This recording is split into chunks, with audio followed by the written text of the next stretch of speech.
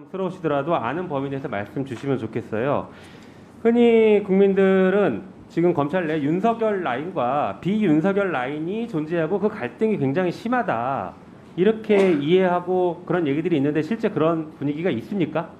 뭐 윤석열 사단이라고 불리우는 것들은 뭐 언론에서 흔히 보도가 되었었고요. 2012년도 검란도 윤석열 라인이라기보다는 특수통, 그 하나회라고 불리우는 특수통 부분은 좀 널리 알려져 있는 부분이니까 공지 사실이라고 할 수 있습니다. 네.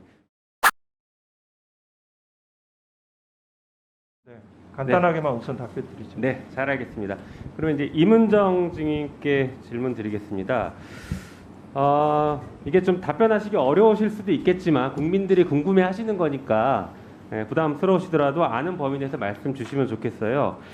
흔히 국민들은 지금 검찰 내 윤석열 라인과 비윤석열 라인이 존재하고 그 갈등이 굉장히 심하다, 이렇게 이해하고 그런 얘기들이 있는데 실제 그런 분위기가 있습니까?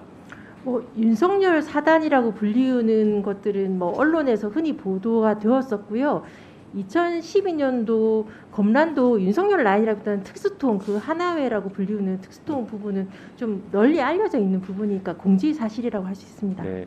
그러면 이 검찰 내에 그렇게 특정 라인이 존재한다는 것은 굉장히 검찰 내에서 정치적인 행동을 하고 있는 것 아닐까, 검찰 내에 정치 조직이 있는 것 아닐까라는 생각도 드는데 거기에 대해서는 어떻게 평가하실 수 있나요? 정치적이라고 하기는 못한데 네. 검찰에서 쿠데타라고 할 수 있는 검찰총장을 쫓아내는 사태가 성공했던 게 단 한 번 있었던 게 2012년 사태니까요.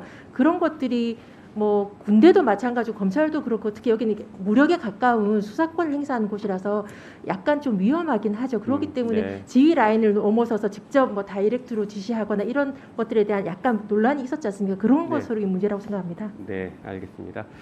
자, 그리고 검사 출신 법무부 장관이 그 검찰청법상 수사 지휘, 그러니까 사실상 서면 지휘를 해야 될 것인데 그런 수사 지휘를 하지 않고 후배 검사들, 어차피 다 아는 검사들이니까 지인들이고 하니까 이 사람들에게 수시로 전화를 하거나 식사하면서 사적인 모임을 한다라고 하면서 실제로는 그 안에서 수사 지휘를 하거나 수사에 대한 방향을 얘기하거나 하는 것들이 얼마든지 가능하죠.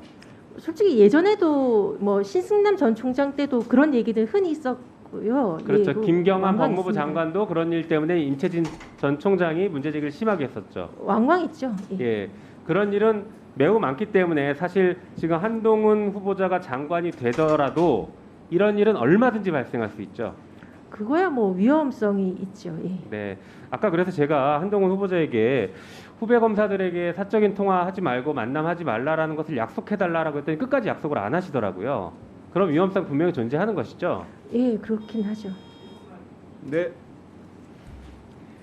네, 그리고 이제 그 이번에 검찰 정상화법 혹은 검찰 개혁 법안 통과를 가지고 국민의힘이나 한동훈 후보자는 뭐 살아있는 권력 수사하기 어렵다, 정치인들 수사하기 어렵다 이제 계속 얘기하고 있는데 그렇지 않고 여전히 부패 범죄에 대해서는 검찰이 수사할 수 있죠.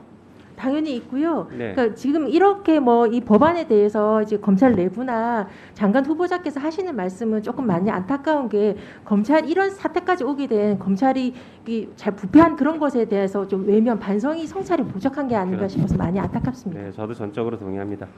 마지막으로 이거 질문 드릴게요. 살아있는 권력에 대한 수사를 해야 된다. 그래야 검찰이 뭐 필요성을 존재 이유를 드러낸다 이렇게들 얘기를 하고 있는데 한동훈 후보자가 만약에 장관이 된다라고 하면 윤석열 당선자의 가족이나 측근에 대해서 제대로 수사를 할 수 있어야 되는데 증인이 보실 때 그동안의 그 둘의 관계를 볼 때 수사를 제대로 할 수 있을 것 같습니까? 회피하셔야죠. 못 하실 때니까. 예.